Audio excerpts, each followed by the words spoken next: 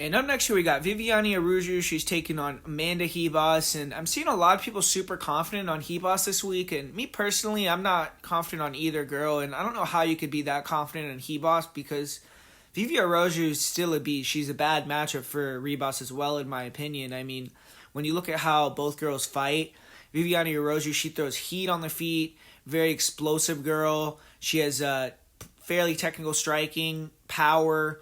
She has good 1-2s. She has heavy leg kicks, and she'll throw that big overhand and big hooks on the inside. She's much more power-based and much more explosive-based. She's throwing with bad intentions, whereas Amanda Ribas, she comes forward. She uses her length to kind of try to mess around a lot with the hands, then use her upper body movement to slip and rip, and then eventually use her slip and rip ability with the hands to set up the takedowns, and then that's kind of how she wins her fights. And she has real good judo. We saw that with Caitlin Chukagian, where if she can get in the clinch, she could judo toss you.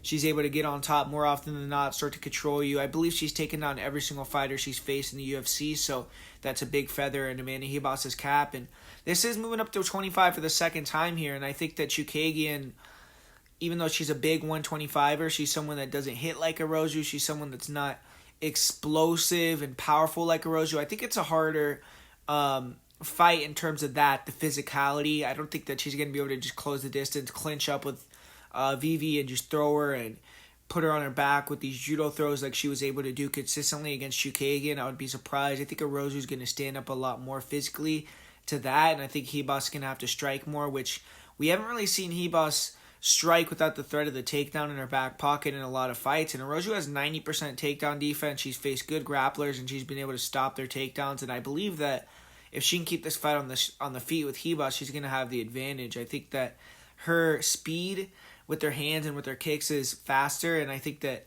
her chin is definitely better. I think that she actually is someone that in this fight should be willing to pressure, get in the pocket in exchange, because I think she has the superior power to Ribas and the superior chin, and if she can kind of lay clean, she could get Ribas out of there potentially like we saw Marina Rodriguez do. But I think it's all going to come down to the pace. If Ribas can take the power of Evie and stay in her face and pull counter and be more effective with the striking, then I think she could potentially get Vivi tired and then start to get some takedowns as the fight goes on and take over that way.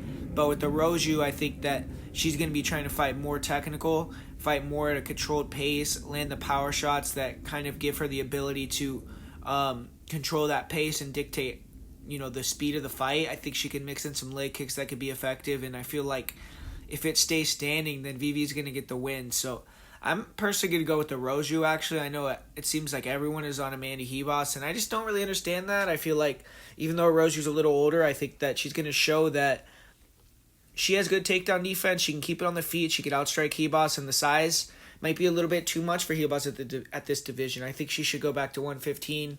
So I'm going to go with Viviane Araujo here by decision.